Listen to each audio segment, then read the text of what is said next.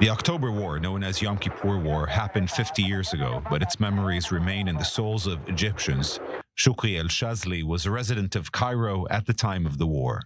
في حرب 73 كنا في رمضان. The war of 1973 started when we were in Ramadan. I was on my way back home from school, and the first news I heard when I was walking on the streets was the statement that announced that Israeli forces attacked the Egyptians. About 2 o'clock, maybe 2:15, I entered my house. I lived on the 5th floor. I had another statement, which was the Egyptian forces attacking in response and crossing the Bar-Lev line into Sinai. Al-Shazly remembers the calmness and the anticipation on the street. He remembers how he and his friends were forced to take a vacation from school. What he also recalls was the presence of his older brother at the front, where he was serving with the Egyptian Air Defense Forces at the time. أتذكر برضو إنه رجع. I remember that he came back about a month or so later with the first ceasefire. You can say that the war is a tragedy when you don't see someone for a long time. But I remember that the bell rang and I was the one that opened the door, and it was him standing there, all covered in red dust. Red dust changed the atmosphere of the house, and its residents began spending most of their time following the events of the war on radio, newspapers, and television. الوالدة كانت دايما. My mother, may God have mercy on her, was always praying for him and asked God to bring him back safe and sound.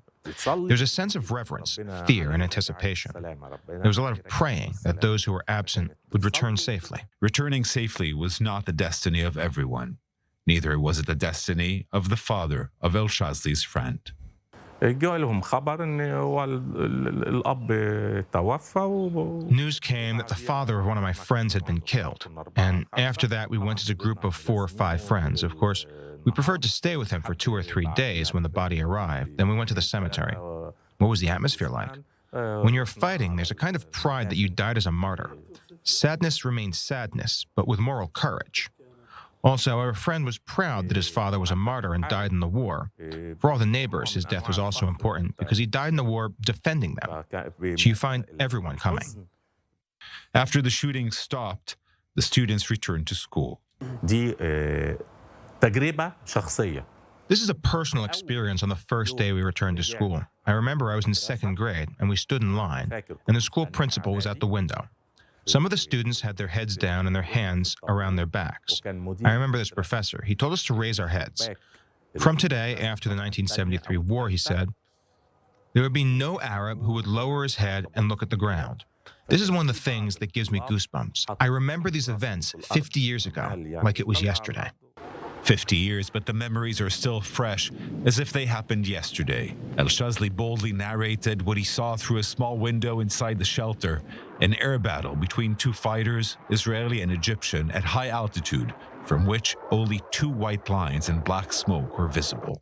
لكن جو الأحداث لكن. The atmosphere of the events was completely calm. Few cars were driving in the streets. Everyone had the windows painted blue for the light and the landmarks. In one of the raids, every house was looking for a place of safety. We were that safe place. We had the 1st floor. The ground floor was built specifically during the war of attrition, because when there were any problems, strikes, missiles, aircraft, you have to remain in a safe place. All the ground floors in the building were built of red stone. Even the entrance was not a direct entrance. So you had to walk like this and walk like that. A winding path, like the path of peace that Begin, Sadat, and Carter walked on, that led to a peace agreement that has endured to this day, like the steadfastness of painful memories.